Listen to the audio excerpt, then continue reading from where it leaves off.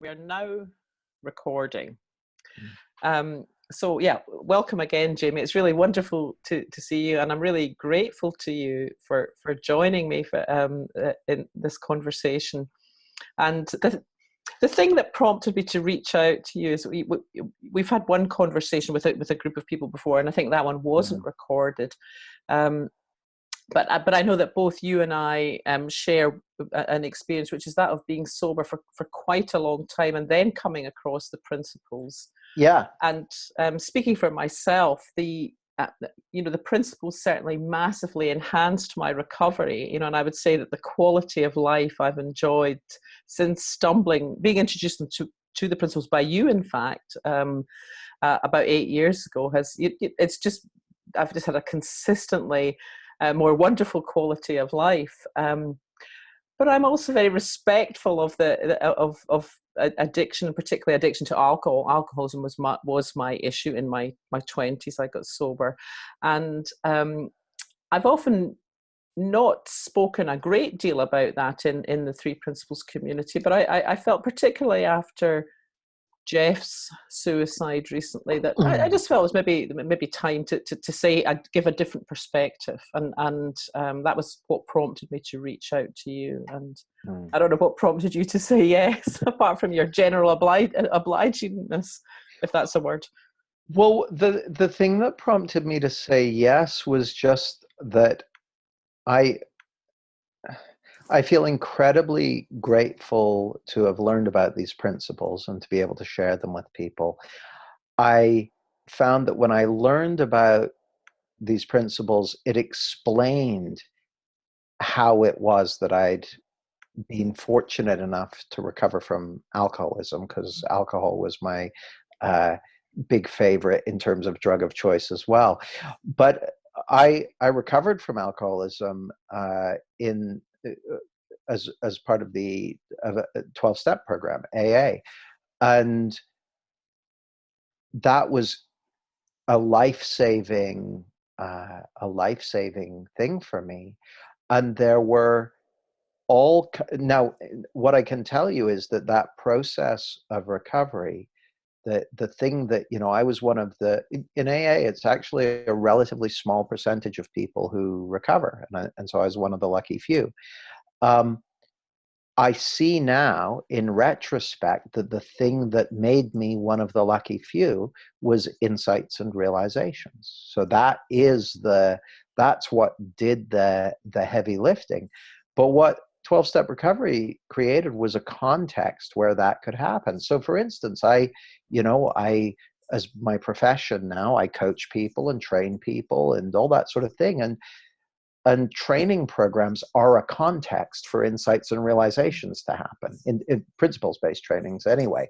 Well, that's what AA did for me. It created a context where insights and realizations could happen. Now, like you, Christian, since I came across the principles, my quality of life has increased significantly in all kinds of ways.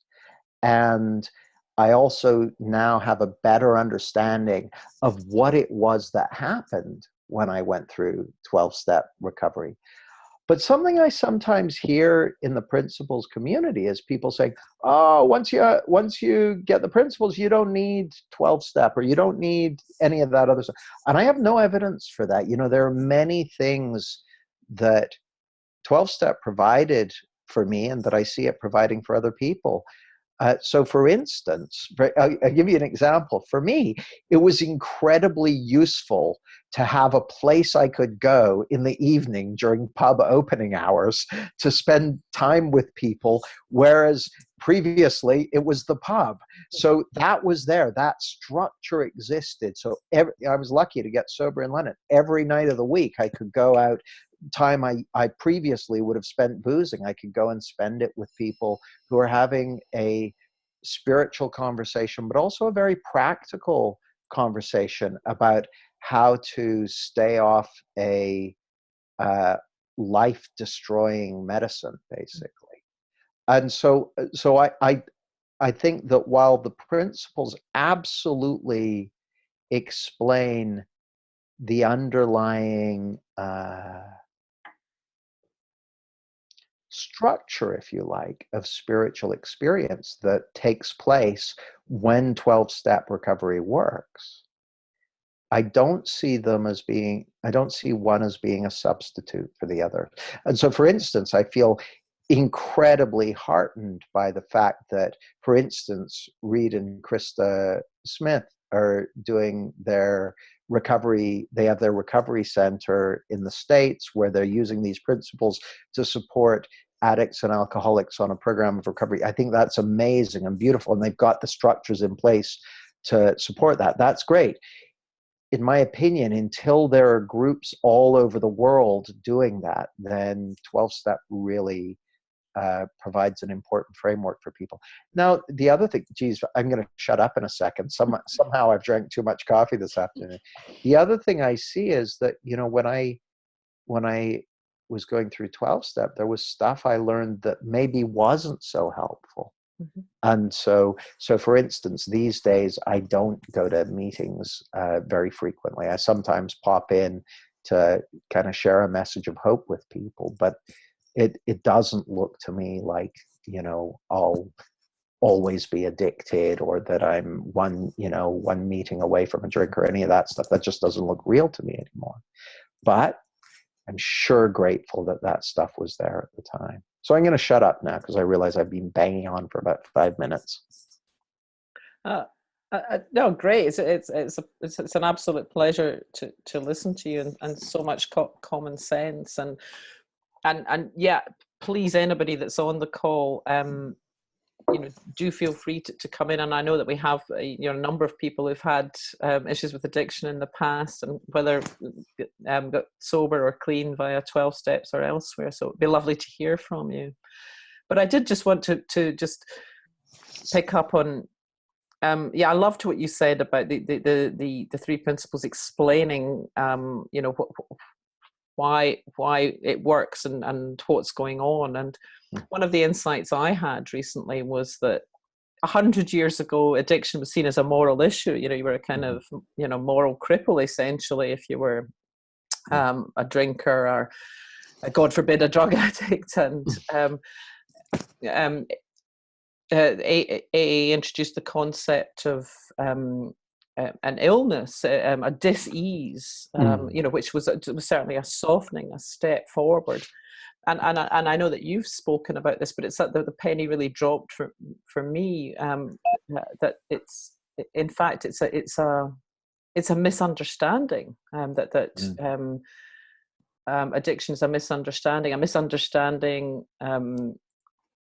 about where pain is coming from, and a misunderstanding about where we need to look to medicate that pain, and that for me is a very different thing than seeing myself as ill or broken, and indeed in that very first weekend that I went on that you were running, Jamie, that the message that I don't even know who said it, but the message that I wasn't broken, and the idea that nobody's broken and that we're indeed unbreakable, that the essence of us is unbreakable, just hit me with such force. And it was like a burden being lifted, because I'd spent, at that point I was more than 20 years sober, but I'd spent all of those 2 decades working hard to be okay.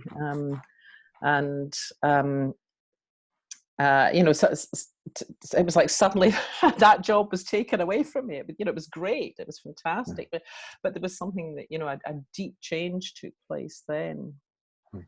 And I also saw that just the very experience of getting sober was a gift. It was an insight. I didn't have that language then. And the change I wanted was to be able to drink without the consequences, without the horrendous mess that I was creating. But the change I got was abstinence, and I think that there's something, given a choice, I would have gone for the other one. But me too. I'm in that club. Are you kidding me? Easy. I got what I needed, and there's something about humility, I think, in this that you know, just being grateful for, you know, and seeing that actually that now I'm grateful that's what I got. Now I Mhm. see that the other was just a no go. And I guess the other thing that you know, although the truth of being unbroken hit me massively, I still have respect for the having had this condition. A thing happened to me early on in my drinking where I lost control of my drinking. And I remember when it happened. I didn't know it was significant, and even today I can't fully explain that. But I've no reason to think I've got that back. And just as a misunderstanding around food and looking for comfort in food, and a misunderstanding of distress, and a misunderstanding of where that could be medicated in food could lead you to someone to have type 2 diabetes. It seems to me that there's something similar for most people who have an addiction to alcohol. And by addiction, I mean loss of control, some kind of loss of control around it. It's not just drinking a lot or doing stupid things when you're drunk. It's, you know, it is that bit. And you know, somebody sent me a message recently saying addiction's just an illusion anyway, as though it was kind of nothing. And that, you know, that had a sort of sour note to me. I think, yes, it has its roots in that, but there is a, um, if it's become something more than that, if it's had this physical manifestation, if it's had this loss of control component, then, you know, to my mind, it deserves some respect. I don't know what your thoughts Well, on that are. well, for me, yeah, definitely. Like even like the places that addiction to alcohol took me personally are places I wouldn't want anyone to have to go. And then once I was sober, going at, like I used to live in North London, that's where I got sober. And so I was going around, you know, Kilburn, going into the flats and houses of alcoholics who had been on a 2 or 3 week bender, and, you know, kind of uh, lifting a skeletal man who stank out of a garbage heap of ashtrays and bottles and tins, and just seeing like a shadow of a man who I'd seen just a few weeks before. It, it yes, it's an illusion, it's a misunderstanding that creates it, but that doesn't mean it's insignificant. You know, it was a misunderstanding that had people dying in scores before we knew about the bacterial roots of infection. And just because it's a misunderstanding doesn't mean it's insignificant. You know, and you know, as we sit here today, we're seeing, you know, suicide and self-harm and addiction and stress and anxiety and depression skyrocketing among young people in our country, in the UK. And that's the result of an illusion and a misunderstanding as well, but it's having a devastating effect on people's lives. So yeah, I think we minimize it at our risk. So it, you know, the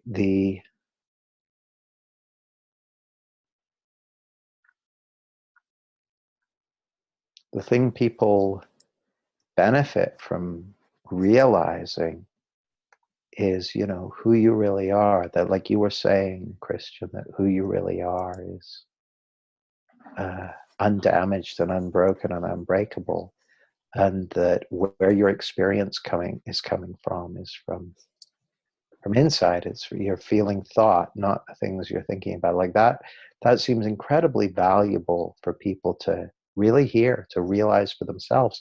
But it's of no use unless they realize it. There's no help until they realize it. And so, yeah, I think you know, addiction is at the root of huge amounts of suffering and pain, and we minimize it at our peril, I think. Gosh, this got a little serious, but yeah, yeah. Hmm. Jamie, I'm noticing that we've got, you know, I know lots of people on the call have ex- experience in this field one way or another, and you know, Mm. I'd love to invite some of you to come in and with any questions, a viewpoint, insights, anything you want to share.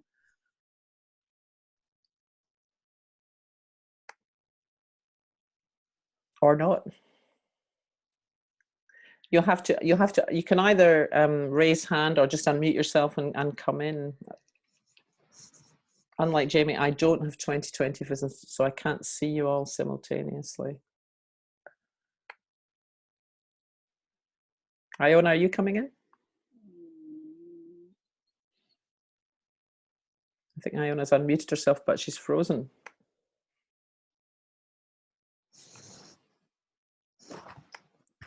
Iona, are you coming in?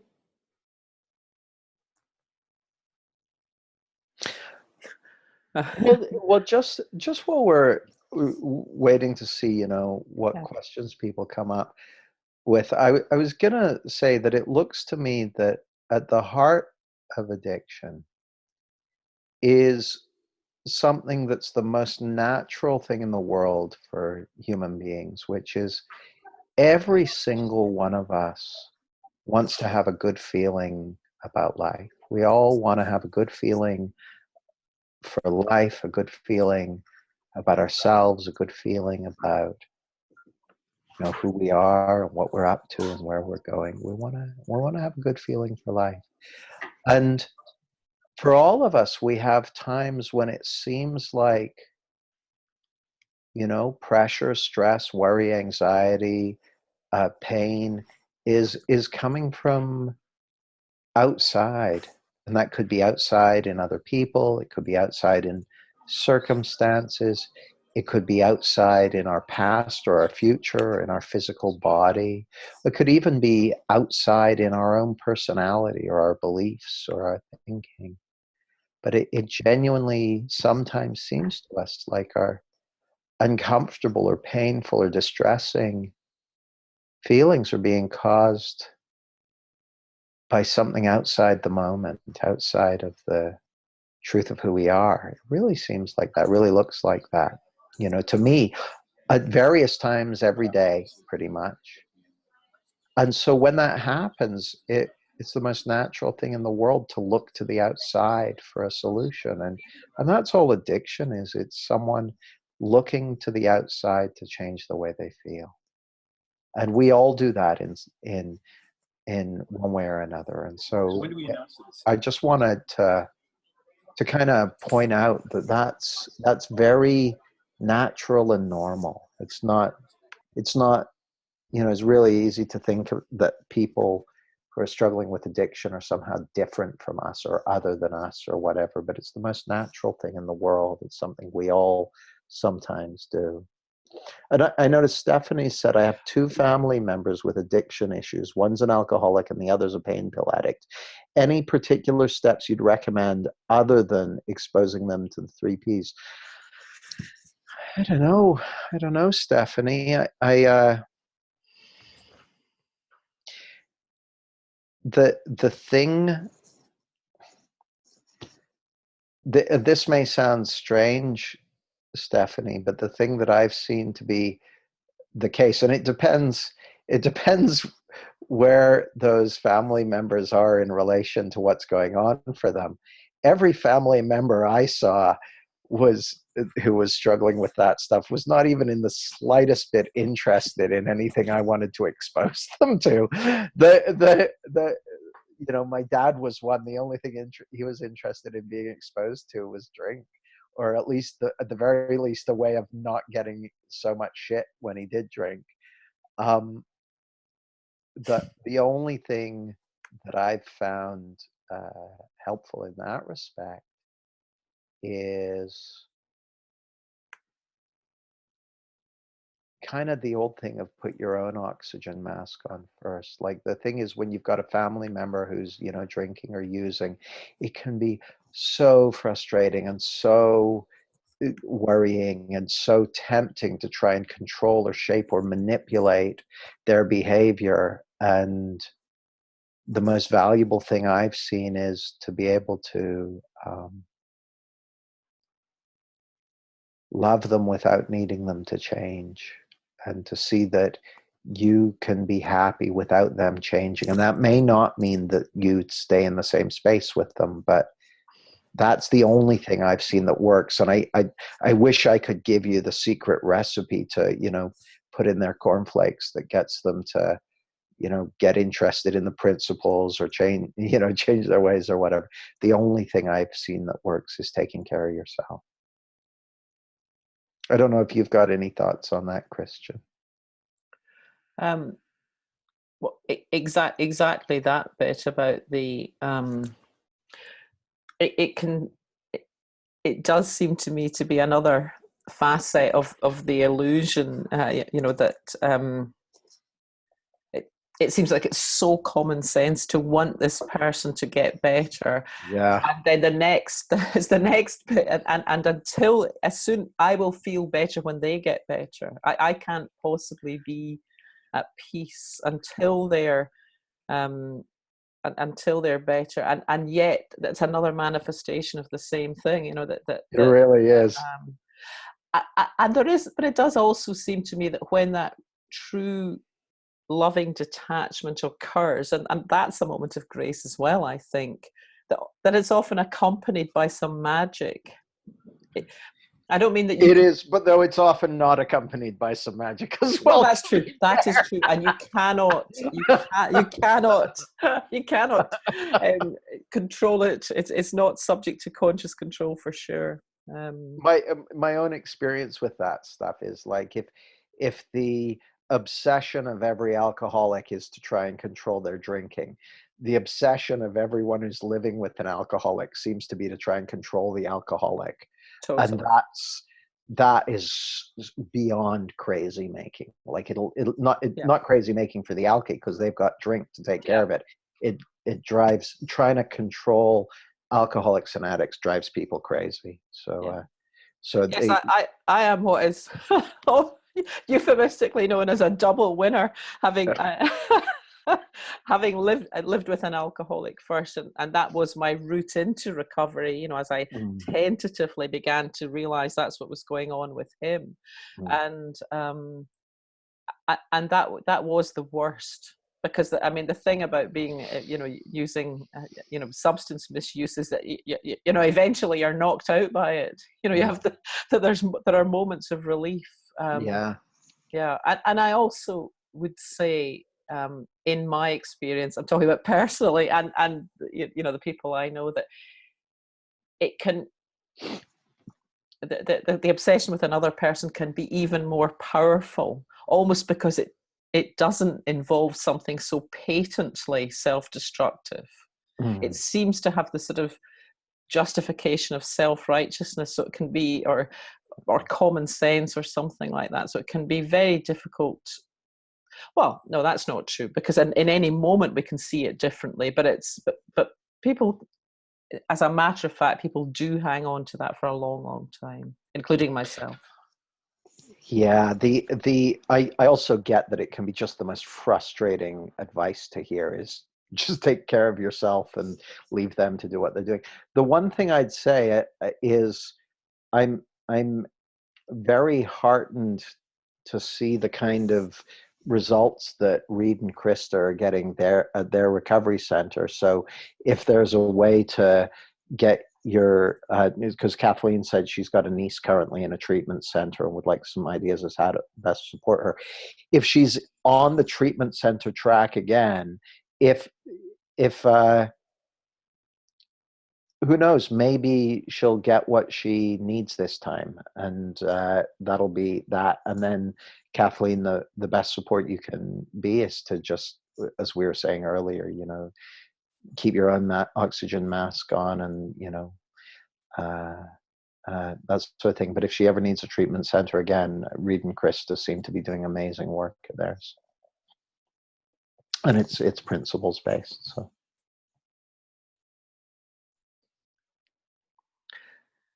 Hi, Molly. Hi. Oh, sorry, Christian. No, come in, Molly. It'd be lovely to hear from you. Thank you. I've got, 34-ish years in recovery from alcohol and cocaine and whatever else I thought I could get away with. Oh, good to know. I did not know that about you.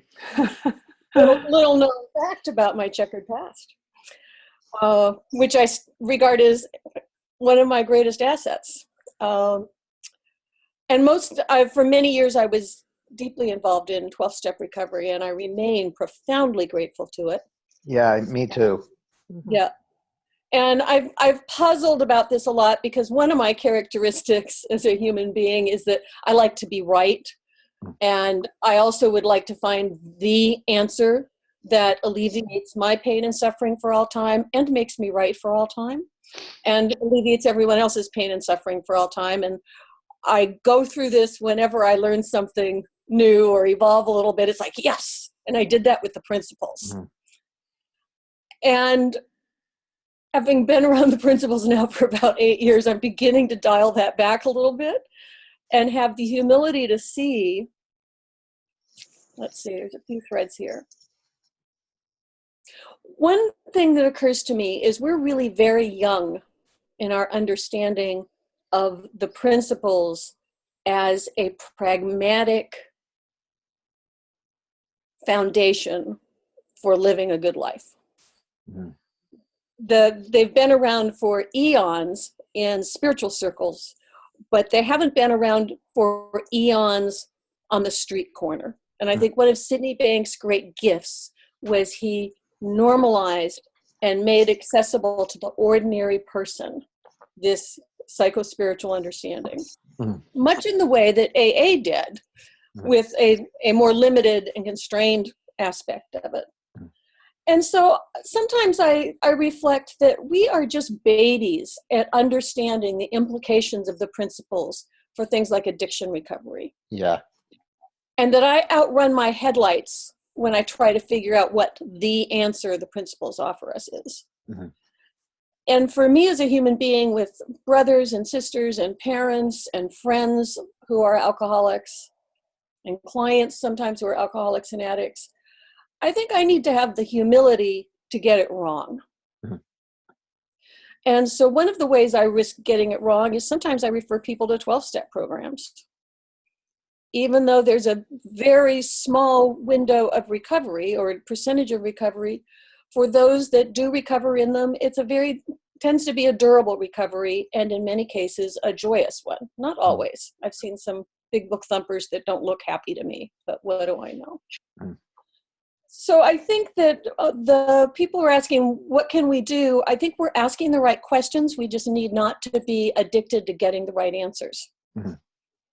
Let's ask them and keep our eyes open and our hearts open and wonder about what the principles tell us about the nature of addiction and the nature of recovery. One of the things I've noticed is that I remember one night I was driving a young woman that I mentor through a program that works with homeless youth. I was driving her home from a DUI, driving under the influence, what do they call it? Impact panel, where people who have been arrested for this have to go hear what the impacts of driving under the influence has been on various people's lives. And all the way there, I managed to keep my lips zipped. It's about a 40-minute drive, and just listen to her, be her friend. She was really freaked out, deeply guilty that she had done this, just in the dregs, and I managed to shut up and listen. But on the way home, I couldn't help but point her to the light. And so I'm sitting there in the dark, in the driving rain, telling her that she's got health in her, that she's got unlimited resources, whatever the rap is. And mid-sentence, I realized that if I understood that, I wouldn't be lecturing this poor, sad, cornered girl about how okay she was. That there was a conflict between my behavior and my message. And I interrupted myself and I said, Jess, I am so sorry. And I truly do see that you've got what it takes to get through this. But that also means you don't need me to tell you you've got what it takes. And I'm sorry it feels like shit right now. It felt like shit when I was sitting where you are. And you'll get through it, and you don't have to believe that now, and I apologize. And I don't know what, I'd love to tell you. And then the light hit and she's been sober ever since. That's not what happened. But to me, that felt like a moment of grace. And the thing about the oxygen mask is I think that one of the things we don't fully understand is what it means to put on our oxygen masks. It doesn't always mean taking care of our security interests.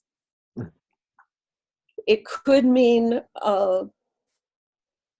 putting on your spiritual oxygen mask, which can look at like getting your spiritual butt kicked when you realize what an idiot you've been, or how self-interested you are, or any number of other things. But that the only game we can really play in life is the game of our own spiritual growth. And I just said that like I know what it means, and I don't know if I do or if it's even true.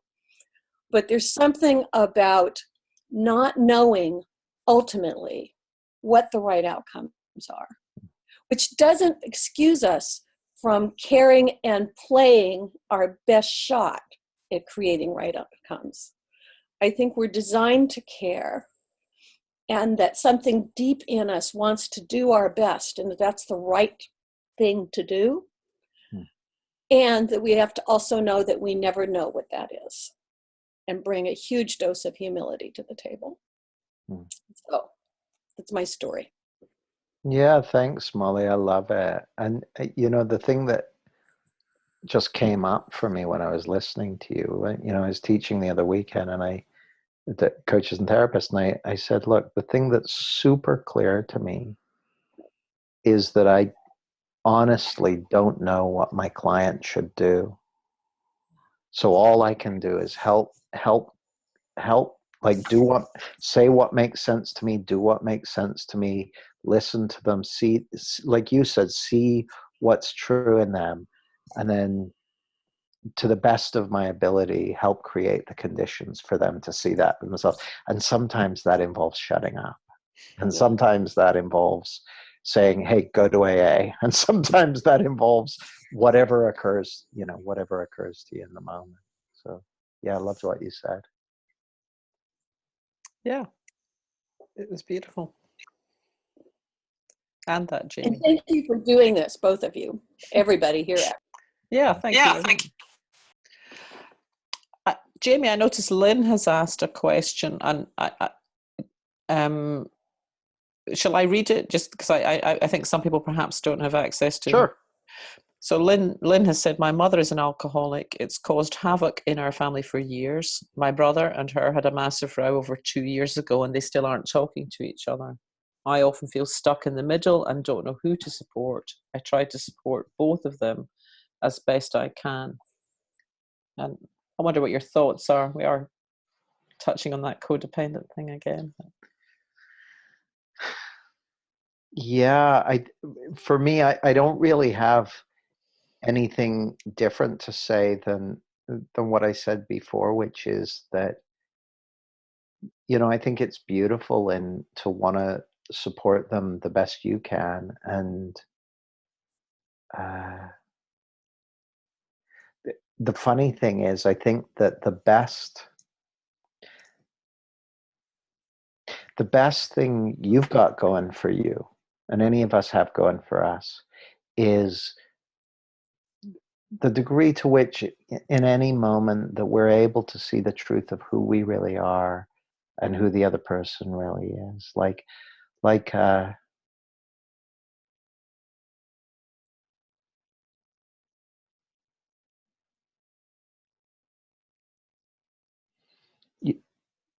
we can't really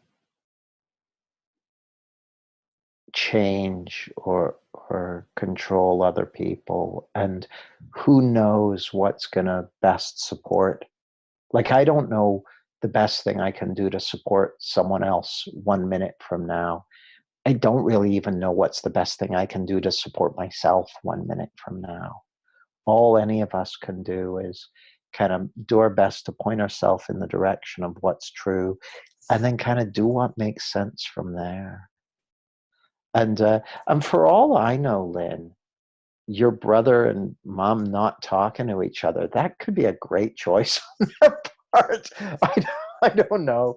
Like that might be wisdom in action right there. Like they if they were to talk to each other, they might rip chunks off each other. So it might be, that might be wisdom, just keeping the lid off on enough to stop any violence happening. So I I I I I think, you know, you just gotta look in the direction of what you've already seen for yourself to be true, and then just call it like you see it as you go along.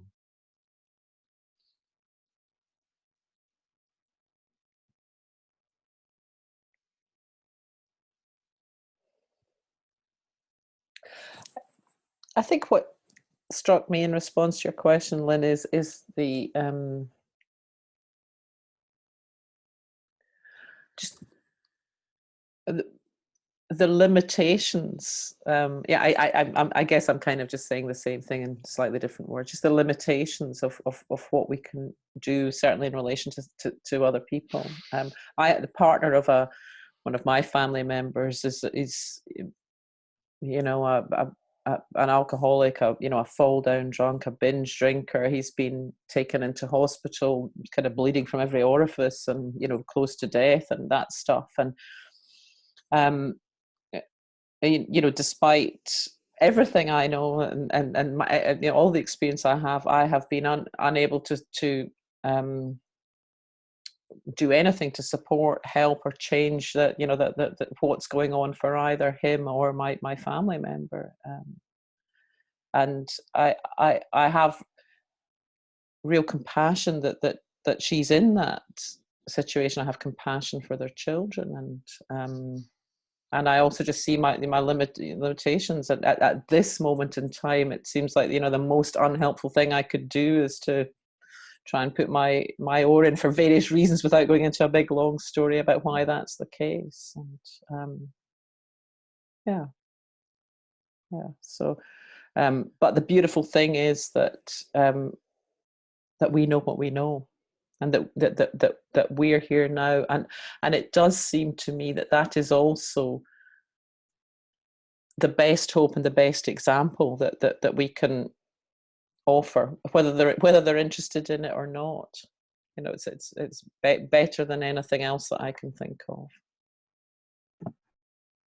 Yeah, the thing that keeps happening though, that I don't know, it's going to end up probably making me not want to talk to my mother as well, because what she does is she'll call me up and she'll like criticize him like really badly and looking for me to back her up on it, or to agree with everything that she's saying. It's horrible. It's a horrible place to be. And then when I talk to my brother, I'm hearing his side of it, and he keeps telling me about what a shit mother she is, and I should be agreeing with him too. So I feel like I'm being pulled in these two different camps. I just hate it. I just want to like walk away from it all and not even go there.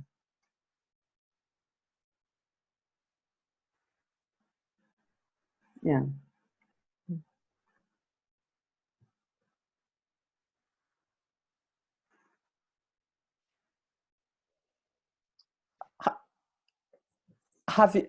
How long have you been involved with the principles, Lynn, or what drew you to it? Not that it's a time thing, obviously, but what's drawn you to that? I think I was introduced to the principles in 2013, 14. I was introduced to it through Mary Schiller. Mm-hmm. And when I was first introduced to it, I was really skeptical. I often hear Elsie Spittle say that too. How it took her like a year and a half or something before she actually got what Sid was going on about. And I was very skeptical about it. And I thought, this is nothing new. This is so not new. So yeah, I mean, the three principles, I mean, it to me, it just seems like it's an easier way of explaining how we experience life that doesn't sound too woo-woo. Mm-hmm. That's how I see it anyway.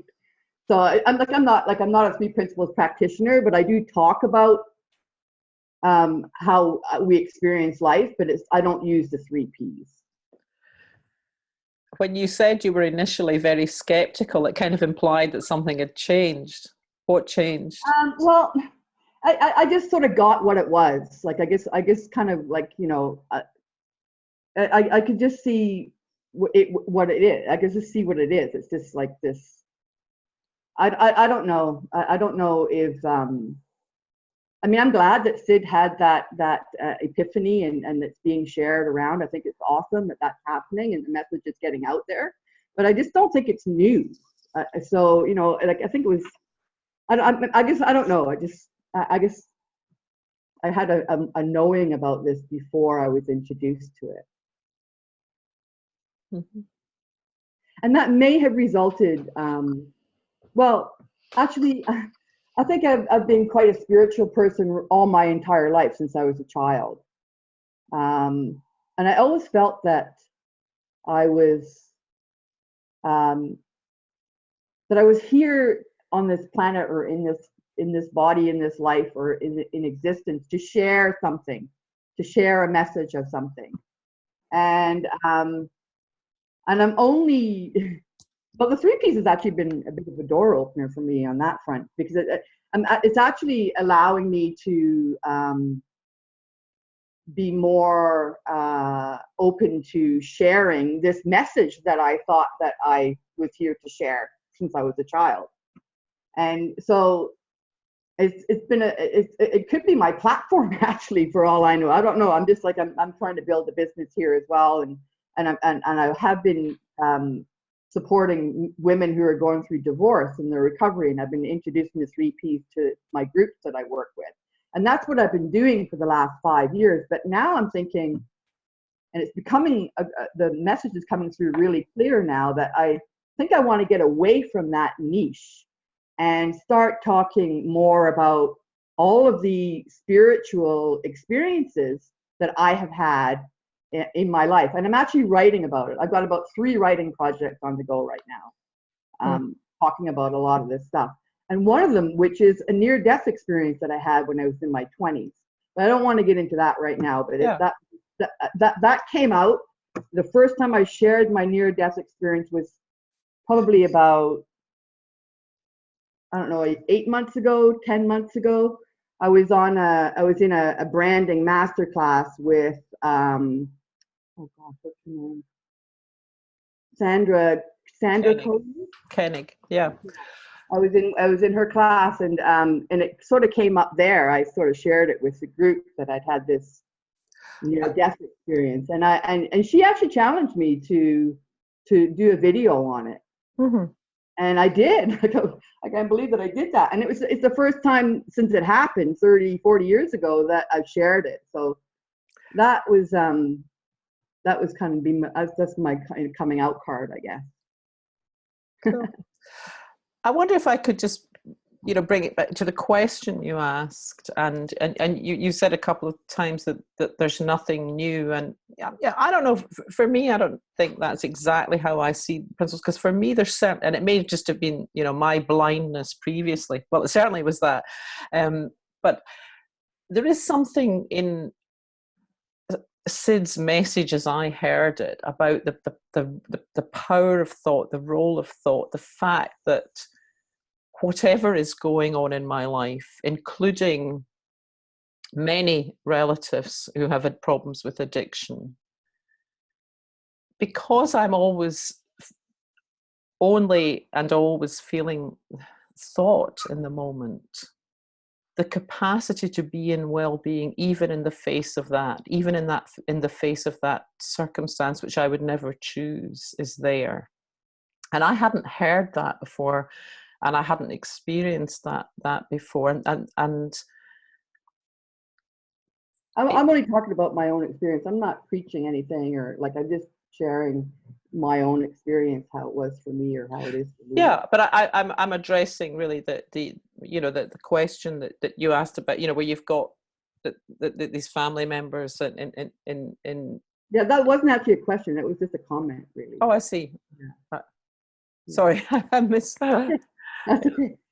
But also just big for other people on the call, and it has come up. But it seems to me that Sid, you know, that for me, Sid was saying very clearly something that I had not understood before, and that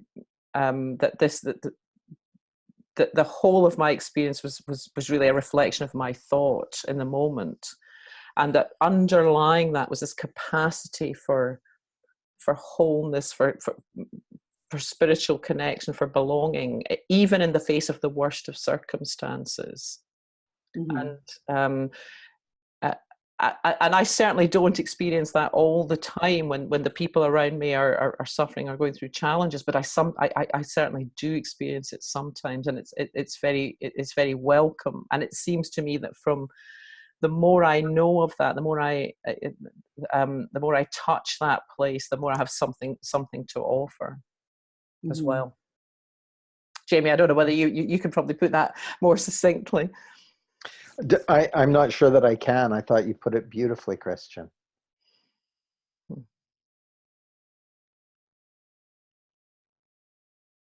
Bob, did you have your hand up? Yeah, I was, this is regarding, this is old and so forth. It really is. The wisdom's always been there. But for each one of us as an individual, it's new. If we get an insight that we didn't know before and our life changes, then that's brand new to us. It may not be new to, the world. But what I was going to say is trying to help other people with addictions and various things. One of the key things in coaching or anything else seems to be getting permission from the person and their openness. And if somebody's not open, there's no way you can really help somebody that's not open. So we've worked with, different people, and once somebody's open, it's amazing the results that you can get. And if they're not open, you could talk till you're blue in the face and it'll just look like, you're crazy or something like that. So in a way, somebody else in a way has to be ready. And I'm not sure, maybe Jamie's got some ideas on how you help somebody or what you can say to people to have them become more open to listening. Well, I'll give you my take on that, Bob. I've got a couple of things. The thing that I've found most helpful in that respect is how I'm showing up. Like it's kind of interesting. I was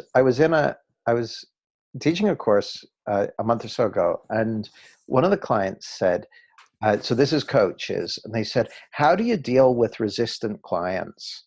And it sounded like a throwaway remark, and then what my reply, which I'll tell you in a sec, and then I immediately felt like I was being a total dick, which I said. So what I said was, I don't really get any resistant clients, but the reason I don't really get any resistant clients is I'm not trying to get them to do anything, not trying to get them to change, not trying to get them to take anything on.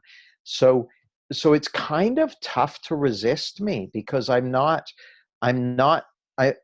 no dog in the fight. I'm not trying to push them, so they got nothing to push back against. And I found when it comes to getting people interested, quote unquote, helping people be ready and that sort of thing, there's nothing more attractive than someone who's not trying to get you to do anything and is happy, is kind of disinterested, not uninterested, but disinterested in you changing or being different or anything like that. There's something about that that's kind of, if someone's enjoying themselves and having a good experience, regardless of what's going on for you, and they're not trying to push you into doing anything, that gets people curious. Now, I'm not suggesting it as a kind of technique or something. It's just something I've noticed, that like there's something rather compelling about someone who doesn't need anything from you, doesn't need you to be different, doesn't need you to change in any way. And I first kind of got eyes for that when I was studying Milton Erickson, actually, the hypnotist. And it really spoke to me, just the idea of, I guess the other thing as well, listening, being able to listen to someone really seems to help, because so few people are used to being listened to. So that's, off the top of my head, Bob, that's how it looks to me. I don't know what you think, Christian. Or you, Molly, you've got a lot of experience with this kind of thing too. Molly, you go ahead. Yeah, what you said, Jamie. I think that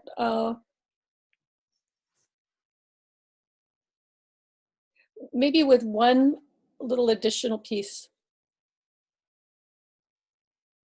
When it comes to listening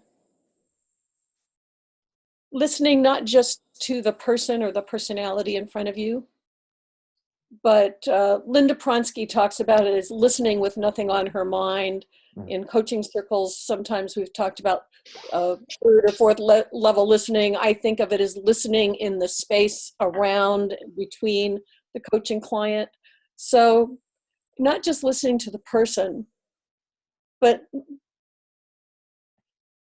I'm hesitating because it's as if one's listening for insight, but without the motivation or the expectation of getting it. Yeah, I'm so with you. So there's a spaciousness in the listening, and a vulnerability in the listening, and a listening beyond just getting.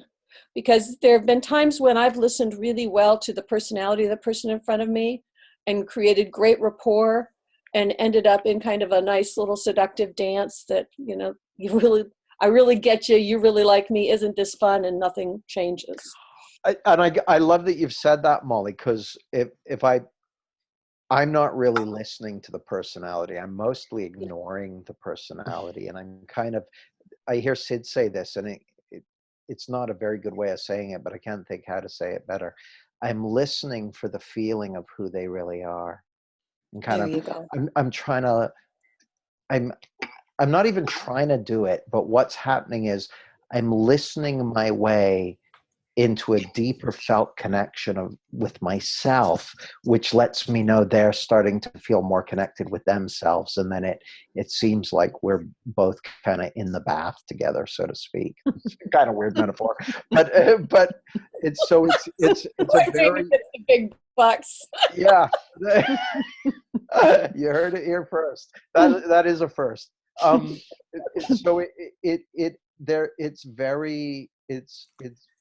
it's not like I'm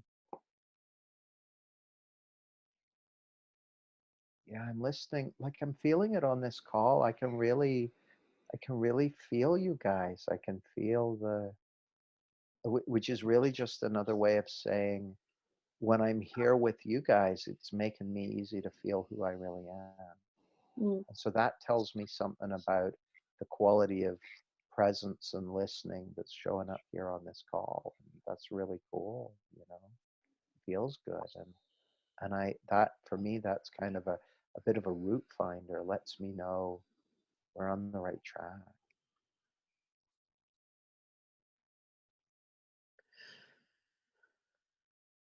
Another bit that occurred to me while you two were speaking is back to what you said at the start, Jamie, of knowing that who you are isn't up for grabs. And who each of us is enough. And what I mean by that is that an implication of that is you actually don't need anyone to change. And that what I know I can do is share from my heart. Now, everyone in this call could think that's a load of pish and putting into her. That's fine, you know, because I'm not diminished. Should they think that I'm not diminished by that? And you know, I think there's something around that, and it's like the opposite of imposter syndrome, and it's open to all of us. You know, it's just like who you are is enough right now.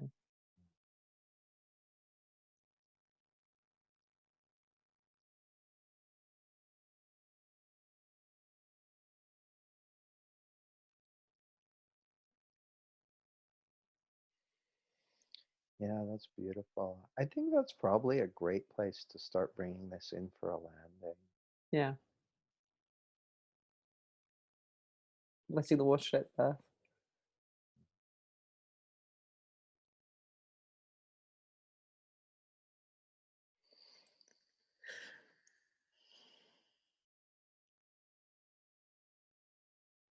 Jamie, can I just say thank you so much for making the time. It's been a lovely call for me. Oh, and for me, thank you for inviting me, Christian, and thanks to everyone for And being here. yeah, thank you all. Special mention to Molly. Either I didn't know or I'd forgotten that you've been around recovery a while as well. So yeah, very cool. And Yeah. thanks everyone. Yeah, thank you very much. I'm going to just stop the recording now.